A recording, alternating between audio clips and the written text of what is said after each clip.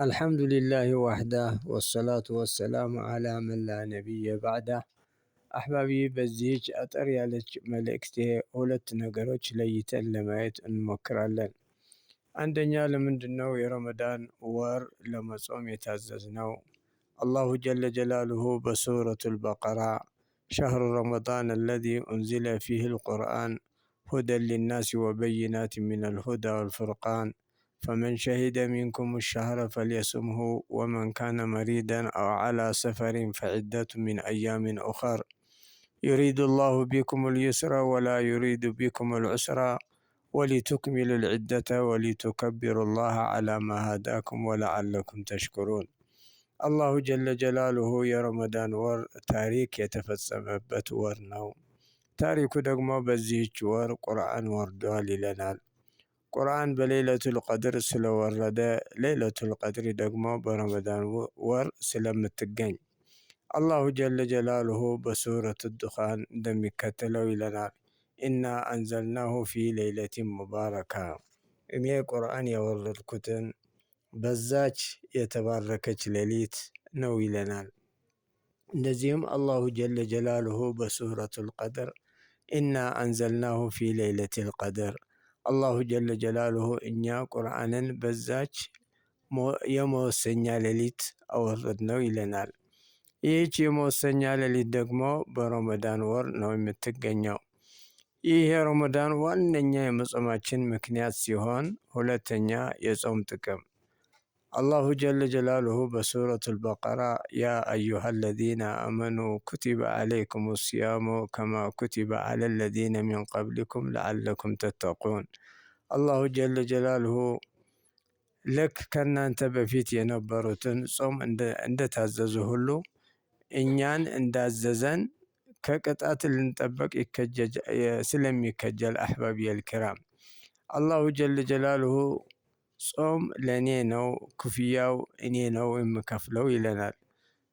ለምን አሕባቢየል ኪራም የሁሉን ነገር ኸይር ስራ የሚሰራ እንዲህ የሰራ እንዲህ አለው የሚባለው ሁሉ አለው ማለት ነው። ጾም ግን ይህች ሚስጥር ናት፣ እኔ ራሴ ነው የምከፍላት፣ ማንም አያውቃትም አለ።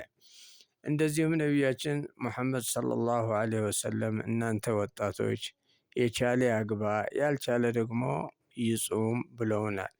እንደዚሁም ሰውነታችን ከምግብና ከተለያዩ ስሜቶች ከታቀበች ወደ ዒባዳ ትኩረት እንድናደርግ ይረዳናል። ሌሎች ያልጠቀስናቸው ጥቅሞችም አሉ አሕባቢየል ኪራም። ታዲያ ከነዚህ ሁሉ ተካፋይ እንድንሆን ዑለሞች የተስማሙበት አንድ ሰው ረመዳን ለመጾም የግድ ሙስሊም መሆን አለበት። ይህኛው ዑለሞች የተስማሙበት ነው። እስልምና ደግሞ ሶስት ደረጃዎች አሉት አሕባቢየል ኪራም። አንደኛ ኢስላም ነው፣ ሁለተኛ ኢማን፣ ሶስተኛ ደግሞ ኢሕሳን። እነዚህ ናቸው ማለት ነው አሕባቢየል ኪራም። ታዲያ ያቺ እስልምናስ ትርጉማ ምንድን ነው? ይህኛው ደረጃዎች እንዳሉ ተነግሮናል። ኢስላም ሲባልስ ትርጉሙ ምንድን ነው? አንደኛ አሕባቢየል ኪራም አልእስትስላሙ ሊላሂ ቢተውሒድ፣ ለአላህ በአንድነቱ እጅ መስጠት ማለት ነው። አልንቅያዱ ሊላሂ ቢጣዓ፣ ሁለተኛው ደግሞ አልንቅያዱ ሊላሂ ቢጣዓ፣ ለአላህ ትእዛዞች ደግሞ ታዛዥ መሆን። ሶስተኛ አልበራአቱ ሚነ ሽርክ ወአህለሁ ማለት ነው። ከመጋራትና ከአጋሪዎች መራቅ። ይህ ካልተቀበልን ረመዳን የመጾማችን ምክንያት ማወቅና የረመዳን ጥቅም ማወቅ ወላሂ ምንም ትርጉም የለውም።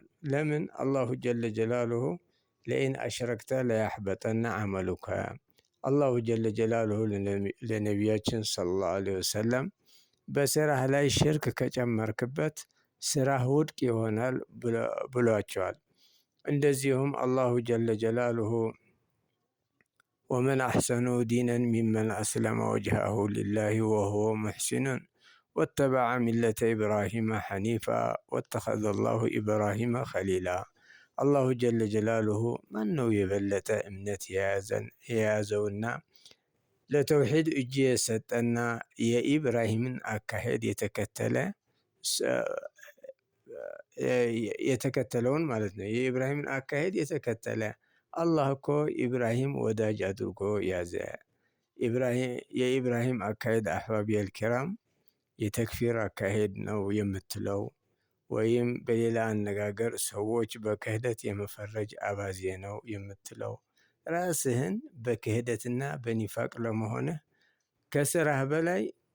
ከራስህ በላይ ምስክር የለም ማለት ነው። አንተ ራስህን እየመሰከርክ ነው ማለት ነው።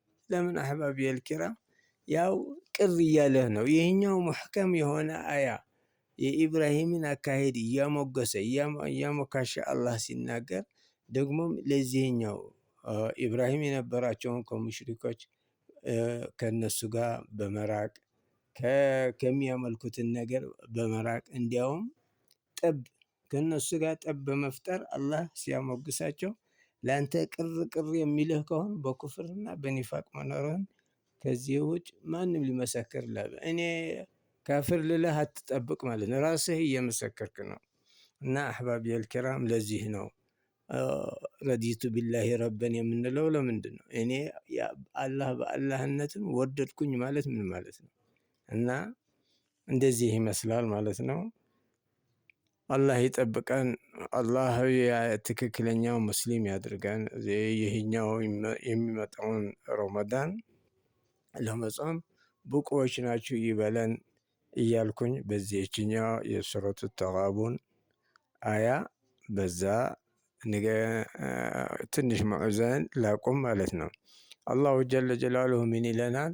ወአጢዑ ላሃ ወአጢዑ ረሱለ ፈኢን ተወለይቱም ፈኢነማ ዐላ ረሱሊነል በላኡል ሙቢን ይለናል ማለት ነው። ወሰሊ ላሁ ዐላ ሙሐመድን ወዐላ አሊሂ ወሰሕቢሂ አጅመዒን ወአኺሩ ደዕዋና አን አልሐምዱሊላሂ ረቢል ዓለሚን።